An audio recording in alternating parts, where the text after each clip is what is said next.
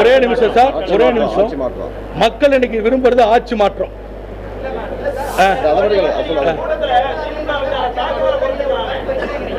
காலகட்டங்களில் பேசுறோம். ஒரே நிமிஷம். எந்த பொதுக்கூட்டத்தில் பேசல சார், ஆதாரம் தான் சொல்லுங்க சார். ஒரு நிமிஷம் நான் திமுக பத்தி பேசுறேன்னு சொல்லி அன்றைக்கே பத்திரிகை நண்பர்கள்லாம் எங்களை கூப்பிட்டு அந்த லோக்கல் இருக்கவங்க கேட்டு பாருங்க, நீங்க திமுக ஏன் பேசுறேன்னாங்க. அப்ப சார் ஒண்ணு இல்ல, நக்கீரன் வந்திருக்கு, எடுத்து பாருங்க சார்.